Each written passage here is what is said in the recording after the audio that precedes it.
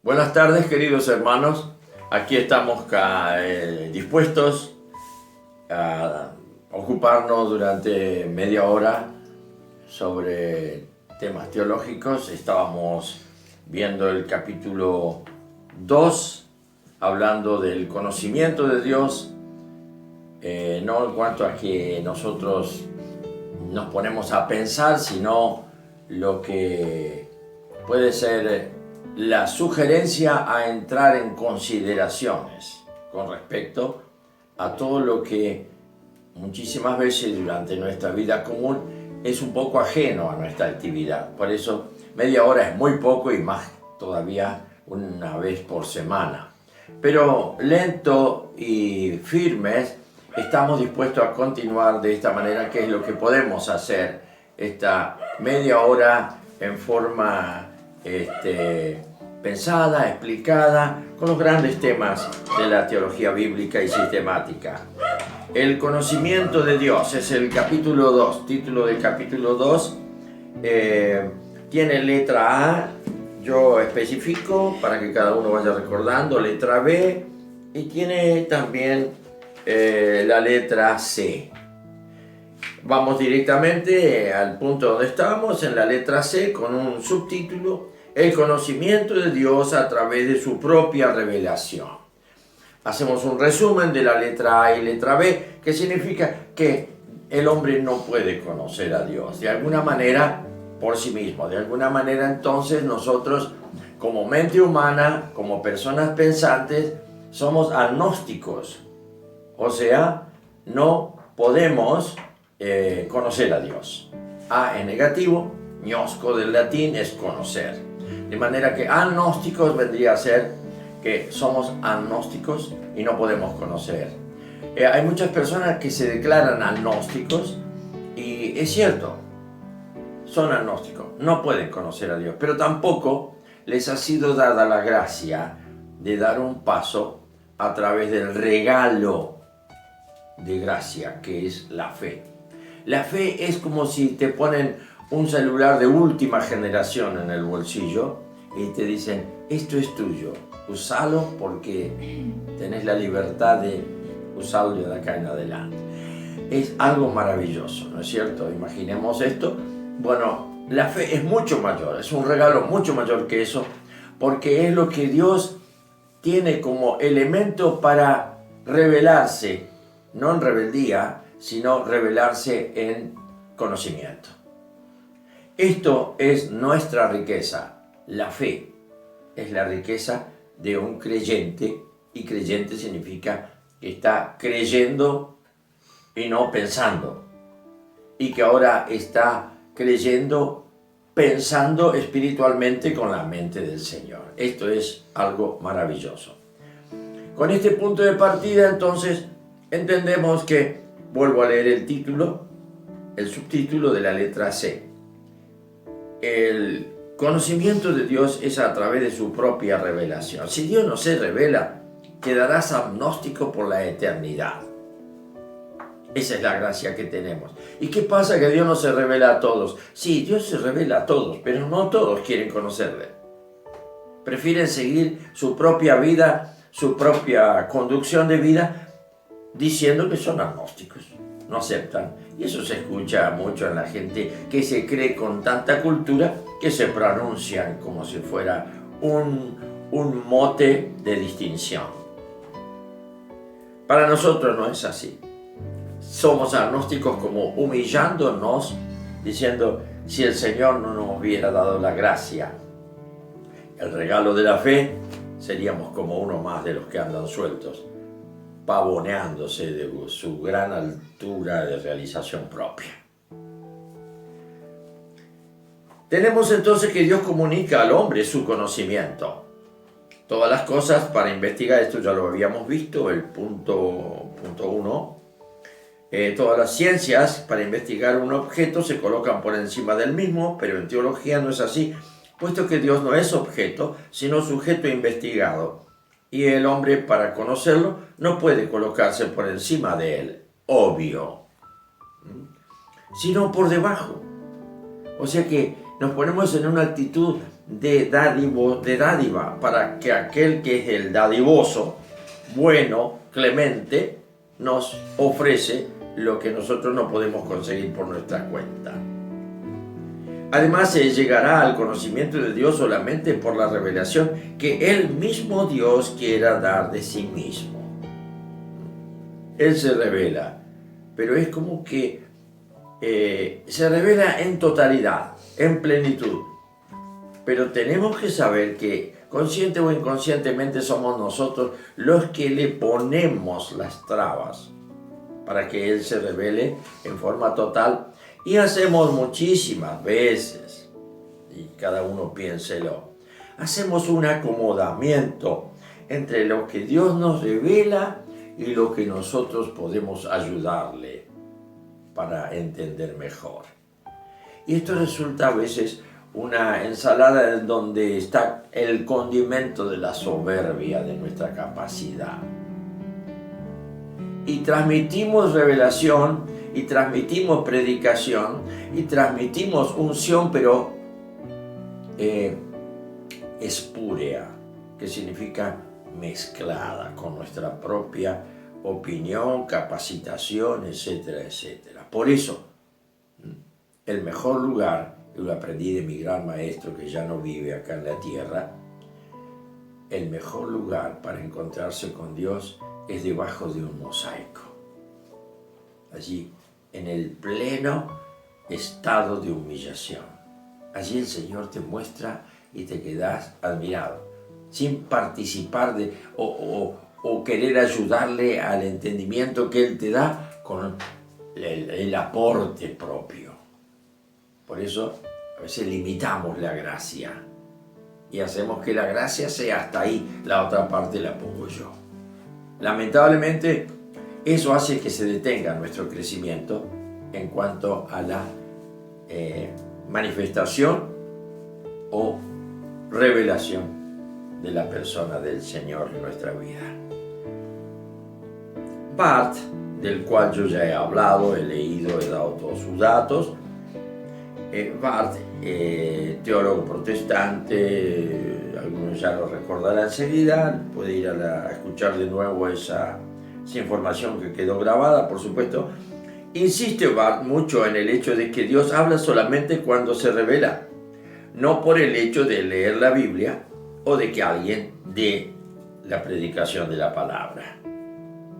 Esto es una cuestión que nuestra alma y nuestra capacidad humana lo puede hacer tranquilamente, pero será sin transmitir el poder del Espíritu ni la unción del Santo.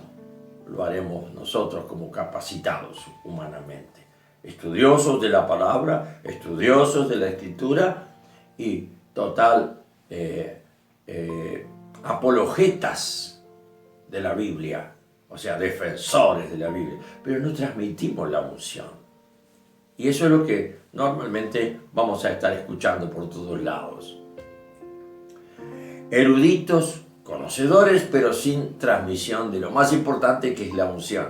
Y en la unción está la revelación espiritual. Bien, continuamos. Hay que ir con un poco de cuidado con esto, puesto que muchas veces Dios viene con revelación y por la dureza del corazón no tenemos oídos para oír. Esto también implica lo mismo que ya estuve diciendo. Constantemente hay que estar atento a la voz del Señor para descubrir bajo su luz lo que Él nos muestra y no de pronto estar atentos y mezclar nuestra soberbia o nuestro creer de nosotros mismos. La fe pura es la fe en medio de la oscuridad de lo nuestro, ¿no? Y nuestros pensamientos no son sus pensamientos. Nada de lo nuestro es parecido a lo de Él, porque nosotros somos seres de la oscuridad y Él es el ser de luz. Y busca alumbrarnos, pero nosotros siempre tenemos alguna cuestión oscurita ahí que nos satisface en lo escondido y la aportamos. Somos carnales en muchos aspectos y la carne es la virtud en nosotros que funciona por nuestra concupiscencia, es la virtud de imitar lo más posible a la voz del Espíritu, que es la voz de Dios. Y fíjense ustedes que esto yo lo puedo apoyar con un versículo de la Escritura, que el mismo Dios lo dice. El Señor dice: engañoso es el corazón del hombre. Y eso hay que tener mucho cuidado. A veces creemos que estamos totalmente seguros de la verdad, que conocemos que esto, que la doctrina tal. Cuidado. Puede haber mucho engaño, desviación de la verdad en nosotros. Y ya ahí nomás estamos participando, como dije antes, de lo espurio, de lo oscuro, y podemos ser verdaderos predicadores en medio de las tinieblas, no dando luz al mundo.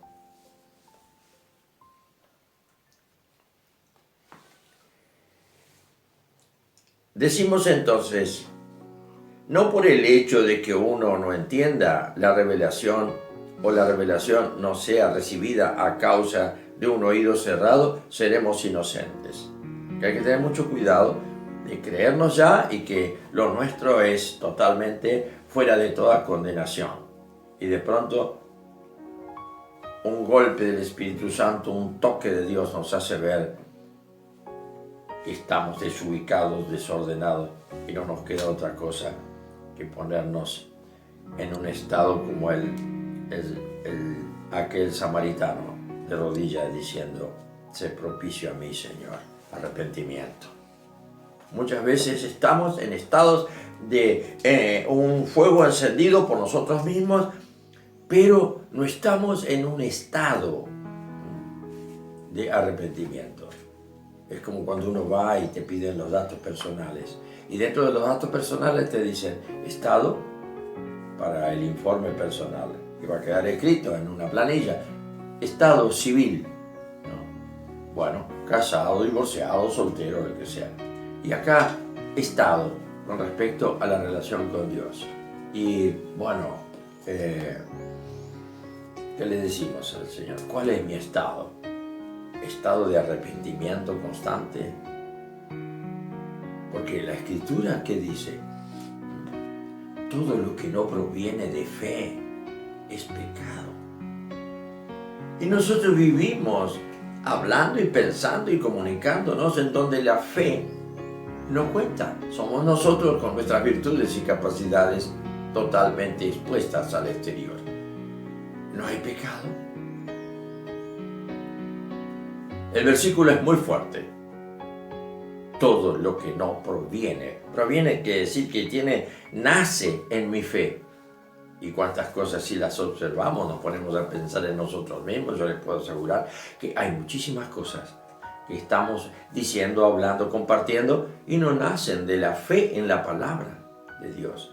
Nacen en nuestras ocurrencias, en nuestros criterios, en nuestros razonamientos. Y es grave. Y no, lo medimos y no es grave. Pero delante de Dios no hay pecado, ni pecadito, ni pecadote.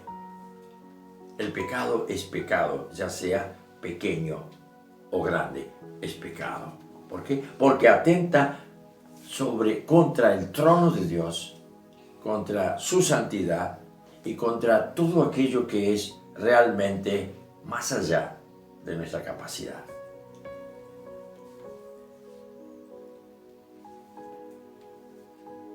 También dice Barth que hay caminos de Dios hacia el hombre, pero no del hombre hacia Dios. Bueno, esto está bien, coincide con lo que ya hemos explicado, agnosticismo. El hombre es agnóstico de por sí. Si Dios no interviene y se muestra, y eso es significación de gracia, nosotros somos nada delante de Dios. Y estos caminos, y qué bien que viene para poder explicar ahora un punto esencial, central de nuestra fe, el punto de partida. No hay caminos del hombre hacia Dios, por eso ese camino, al no existir, nos deja a todos caminando a la deriva. Por eso el apóstol Pablo habla en un pasaje, los perdidos. Nosotros somos perdidos de la gracia, perdidos de la gloria. ¿Qué tuvo que hacer el Señor? Fíjese qué curioso, y cómo aquello que a veces lo decimos como un versito religioso, ahora cobra sentido profundo, ¿no? Jesús, una de las cosas primeras que dijo, ¿no?, y estableció, bien, ustedes no tienen camino, ustedes andan a la deriva, ustedes no pueden conocer a Dios, ustedes son agnósticos, ustedes están perdidos, ustedes solo están listos para ser juzgados y mandados al fuego eterno de condenación. Pero quiero que sepan una cosa, nadie va al Padre si no es por mí, porque yo soy el camino. Descubrilo, hermano. Qué importante es esto, contrastado con aquello de que no puedo conocerle, porque no tengo camino, no tengo cómo. Mi capacidad está destruida. El pecado de Adán hizo que toda la raza quede en oscuridad plena con respecto a Dios. Lo imaginamos, lo sentimos, cosas sobrenaturales nos pueden pasar, pero nunca estamos seguros de que eso sea, a no ser que nos hayamos aferrado a la fe en Jesús y quedemos sellados por el Espíritu Santo en el bautismo, en esta fe y en esta revelación. Jesús es el único camino. Y acá, si no nos centramos en Él, si no nos centramos en que es mi camino personal, en lo personal, bueno, quedaremos llenos de pensamientos bíblicos, llenos de versículos, argumentando día y noche para un lado y para otro, justificándonos y explicándonos y diciéndole a otros que Jesús es el camino, pero nosotros no lo estamos caminando, porque estamos encerrados en nosotros mismos y al final nosotros todos los días fabricamos nuestro propio camino. Para fabricar nuestro propio camino no es muy difícil. Para aceptar a Jesús como que Él es el camino, ¿a dónde? Al Padre. Para eso vino. Si nosotros hubiéramos podido conocer a Dios por nuestra cuenta, no hubiéramos necesitado que Jesús venga y tome carne y se haga hombre. Entonces ahora hay un hombre que abrió camino. Y ese camino entonces fue aquello que Él hizo, autor y consumador de la fe, que lo llevó a traspasar la dimensión que tapaba toda mente humana y que no podía conocer a Dios. ¿Y por qué lo pudo hacer Él como hombre? Porque Él no tenía ninguna traba, no tenía la herencia del pecado. Nosotros estamos trabados por el pecado. Lo descubrió el apóstol Pablo y después, ¿cómo lo definió? No sé qué es lo que hay en mí, que lo que no quiero eso hago. Atado, encerrado en una jaula, una pieza oscura de mi mente y ahí ando, divagando. ¿Qué hay en mí? Yo necesito a alguien que me ayude, alguien que me saque, alguien que me ponga claridad, aunque sea un pasillo largo iluminado para caminar. Y muchas veces nos pasa eso. Perdemos la onda con Jesús. Por A, por B, por distracción, dejamos de relacionarnos con Él, dejamos de atribuirle a Él todo lo bueno y lo malo, o algo que nos cayó mal, y bueno, consideramos que no tiene nada que ver Jesús, que me lo hizo el diablo. Y ahí desviamos todo, como que el diablo ahora, malvado, perverso, vete al infierno, reprendemos a Satanás. Y después otra vez, Señor Jesús, ¿por qué permitiste? Y aceptamos que Él lo permitió. Y nos tomamos con Jesús lo que nos hace el diablo. Tranquilo, humillación. En toda permisión hay una sola voluntad de autoridad. Y es la del Señor Jesús. Así que si me pasa algo, Él está enterado. Él sabe todo de esto. Él responde por mí.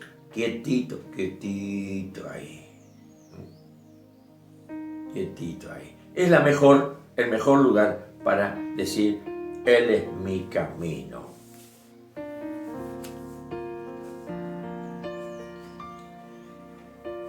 Así entonces que decimos, nadie viene al Padre si no es por mí.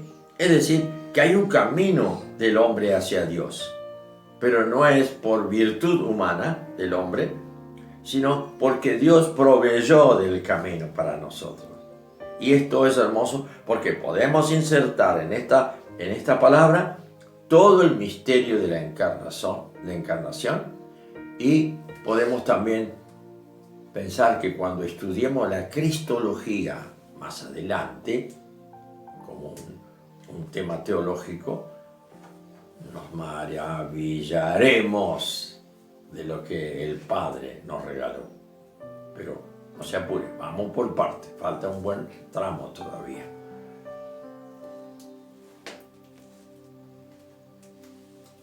Encontramos entonces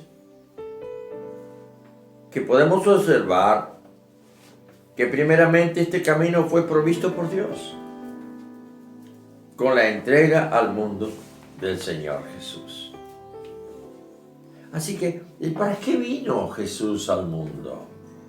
Para limpiarnos de nuestros pecados, para que podamos arrepentirnos, para ser salvos. Él es mi Salvador, entonces Él me defiende, es mi abogado, etc. Pero Él vino porque no había camino para andar. Vieron que hay una vieja canción, no me acuerdo quién es el autor, que dice, camino se hace al andar. Nosotros andábamos totalmente borrados de camino, no teníamos senda, nadie nos marcó nada, cada uno se marcaba y se sigue marcando su propia vida. Por eso el aferrarse al camino y decir, no, por ahí no es, por acá no es, ¿por dónde? Acá, Señor, este es la senda. Jesús es el camino, la verdad y la vida, pero sobre todo, empezá por ahí, caminar en la senda que Él te pone. Después te la ilumina, después te vivifica y después vos mismo sos el que podés llevar a otros ese mensaje de vida presentándole a Jesús como el camino. Así que Dios proveyó un camino para el hombre. Y este camino era un hombre que no necesitaba que Dios lo ayude.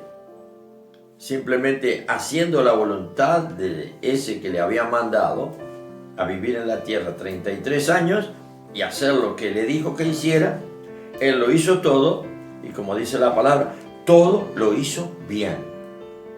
Y después, antes de morir, desde la cruz, que dijo, Padre, la obra que me has encomendado ya está terminada. Y muere. ¡Qué hermoso! Cumplió. Metamos nosotros ahora en esto. Él es el camino. No hay otro. ¿Y cuánta gente uno ve que anda perdida, buscando caminos de religión, de dioses, de idolatría sueltas por ahí? Y llenan su vida de cosas, de formas, de símbolos, pero están vacíos y muertos. Él es el que nos dio, en ese camino que nos presentó, nos dio vida y nos prometió la gloria. Y ya la tenemos. Porque hoy, justamente por caminar en ese camino, caminamos de gloria en gloria, siendo transformados a su semejanza. Nosotros le amamos a Él porque Él nos amó primero. Ve otra intervención directa de Dios, provista y prevista para que podamos salir del mundo. Jesús tiene una frase para sus discípulos muy interesante. Se ve que estaba conversando con ellos y de pronto ellos, es como que ellos accedieron. Pedro en un momento dado le preguntó, y Jesús, ¿y nosotros que lo hemos dejado todo, qué tendremos? Mire qué pregunta. Y Jesús le contesta, es que ustedes ya no son más del mundo. Y ustedes no es que dejaron el mundo, si no tenían como darse cuenta. Dice, yo los arranqué del mundo, una palabra muy fuerte. eh, eh, en la Vulgata hay una palabra que a mí me gustó siempre y es tracto, ¿no? Los extraje de traer, trao, en el latín es traer, pero un traer fuerte. Yo te tomo y te arranco de ese lugar, ¿no? Pasó al castellano como el versículo de la Valera que dice: yo los arranqué del mundo. Nosotros estábamos ahí condenados a ser siempre hijos de las tinieblas y de la muerte. Esto es sorprendente cuando uno lo puede pensar en forma permanente, decir: Él me sacó de las tinieblas. ¿Y cómo yo puedo verificar? Yo era uno de ellos, de los que veo todos los días caminando por la ciudad, muertos, ajenos a la vida de Dios. Yo no. Si tenemos conciencia de eso, es para pararse en una esquina, para decir que estamos locos, pararse en una esquina y comenzar a reírse por lo que uno tiene y llorar por lo que ve que les falta a los que pasan. Son cosas de locos. Pero como yo estoy loco por el Señor, lo digo con toda libertad, no tengo problema. Esa es mi vida. Considerar lo grande y valorar la grandeza que Dios ha hecho en mi vida y en la de todos aquellos que también han respondido al Señor. Maravilloso. Le amamos a Él porque Él nos amó primero. Primera de Juan 4:19. Y después dice que entraré a Él y cenaré con Él y Él conmigo. Apocalipsis 3:20. Fíjense ustedes qué lindo que es estar constantemente alimentados del Señor. En esa comunión con Él, en ese, no diálogo, sino más bien coloquio, que significa una relación íntima con el Señor. Es decir, que tendríamos lo siguiente: hay camino del hombre a Dios, pero antes ha sido provisto de Dios al hombre. No hay posibilidad de conocer a Dios. El hombre por sí mismo y su naturaleza ha quedado en un estado de agnóstico, pero Dios proveyó que le podamos conocer. La revelación de Dios, algo concreto y activo, no es un discernimiento espiritual. No es que yo lo hago y pienso y deduzco después, no, yo me voy a arrimar a Dios, etc. Eso ya es una obra de Él, no es tuyo. Él está poniendo en vos ese pensamiento, que te arrimes. Ese propósito que estás teniendo de orar más, de leer más la Escritura, de ponerte más al contacto, tener más comunión con otros en el Señor, eso no es tuyo, no es un pensamiento puramente humano. Es lo que el Espíritu Santo está logrando llevar a tu pensamiento. Pero no se consigue nada con eso, sino simplemente es que Dios, después que lo decidas, te lo da. Dios se da a conocer cuando quiere, y esto no es de extrañar, primeramente porque es Dios, y en segundo lugar, así lo vemos en el mismo conocimiento que tiene el hombre de sí mismo. Pablo lo pone claro cuando dice: ¿quién de los hombres sabe las cosas de los hombres? Sino el espíritu del hombre que está en él. Y de ahí no podemos salir. No podemos salir. Y terminamos diciendo: así tampoco nadie conoció las cosas de Dios, sino el Espíritu de Dios. Primera de Corintios 2, versículo Corintios 1. Primera de Corintios 2, versículo 11. Ahí está la gran pregunta. ¿Cómo Dios puedo conocerle? No, pero Él se conoce a sí mismo y se muestra, y ahí le puedo conocer. Dejamos acá, en esta oportunidad, y queridos hermanos, pueden escribir en los comentarios todas sus preguntas e inquietudes, y en la próxima oportunidad le estaremos contestando. Que el Señor les bendiga.